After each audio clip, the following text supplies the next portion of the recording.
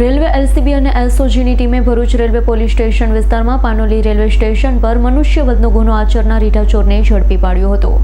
ગત 4 ઓગસ્ટના રોજ અશોક ગુર્જર રાજસ્થાનથી ટ્રેનમાં સુરત આવી રહ્યો હતો। તે સમયે પાનોલી રેલવે સ્ટેશન પર રેલવે લાઇન ઉપર ટ્રેન ધીમી થતાં અશોક ટ્રેનના દરવાજા પાસે મોબાઈલ વાપરતો હોય ત્યારે અજાણ્યાએ તેના હાથમાંથી મોબાઈલ ઝૂંટવી લેતા ટ્રેનમાંથી પટકાતા ગંભીર ઈજાઓ થતાં મોતને ભેટ્યો।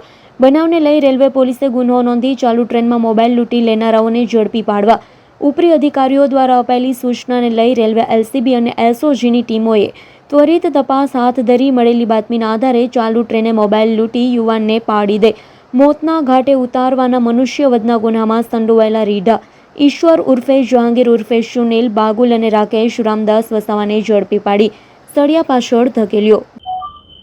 ગઈ તારીખ 4 ઓગસ્ટના રોજ ભરૂચ રેલવે પોલીસ સ્ટેશનની હદ વિસ્તારમાં આવતો પાનોલી રેલવે સ્ટેશન ત્યાંથી જયપુર બાંદ્રા ટ્રેન પસાર થઈ રહી હતી। તે ટ્રેનમાં દરવાજા પર બેસીને એક ઈસમ મુસાફરી કરી રહ્યા હતા જેનું નામ અશોક ગુર્જર હતું। તે દરવાજામાં બેસીને મોબાઈલ વાપરતા હતા અને પ્લેટફોર્મ ઉપર એક ઈસમ એના હાથ ઉપર હાથ મારીને મોબાઈલ પાડવાનો પ્રયત્ન કરે છે અને મોબાઈલ પાડી દે છે। જે અરસામાં જે અશોક ગુર્જર છે એ ટ્રેનમાંથી દરવાજામાં બેસેલા હતા તે ત્યાંથી ટ્રેનમાંથી પડી જાય છે પ્લેટફોર્મ ઉપર અને ટ્રેનની નીચે આવીને કપાઈ જવાથી એનું મૃત્યુ થાય છે।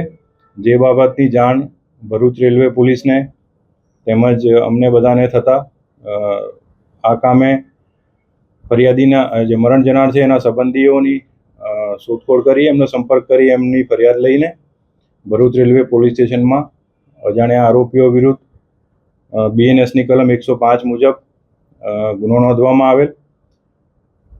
સદર ગુનો જે છે એ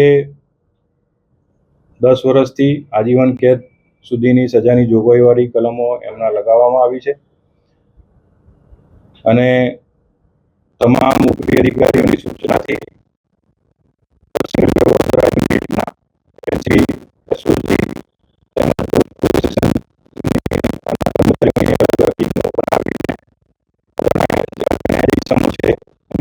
કરવામાં આવી અને રેલવે સ્ટેશનના તેમજ બહારના વિસ્તારના બધા સીસીટીવી કેમેરાના ચેક કરતા તેમજ હ્યુમન ઇન્ટેલિજન્સથી ખાતરી તપાસ કરતા અહીંયા જે આરોપી છે તે ટોટલ એ લોકો 3 જણા હતા અને 3 જણા સવારમાં પ્લેટફોર્મ ઉપર આવેલા હતા અને તેઓએ આ મોબાઈલ કોઈ પણ પેસેન્જર આવી ધીમી ટ્રેન જતી હોય એમાંથી પેસેન્જરનો મોબાઈલ પાડીને પોતાનો ખર્ચો કાં તો ગુજરાન ચલાવવા માટેને એ લોકોએ અંદર ચર્ચા કરીને નક્કી કરેલું હતું।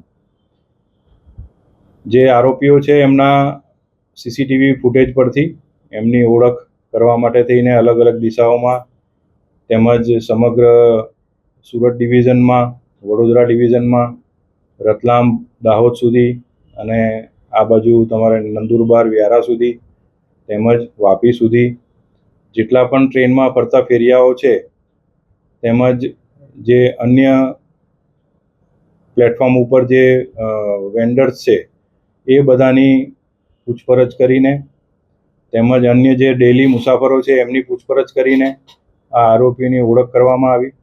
જેમાં જે મુખ્ય આરોપી જે છે તે નામે ઈશ્વર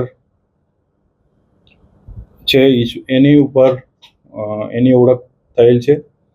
જે ઈશ્વર જે આરોપી છે મૂળ દોંડાઈચાનો વતની છે મહારાષ્ટ્રનો અને વર્ષોથી અહીંયા સુરત ભરૂચ વડોદરા રેલવેની હદ વિસ્તારમાં રેલવેના વિસ્તારમાં એનું કાર્યક્ષેત્ર છે અને એમાં છૂટક ફેરી કરી મજૂરી કરી એનું ગુજરાન ચલાવે છે અને રખડતો ભટકતો ઈસમ છે।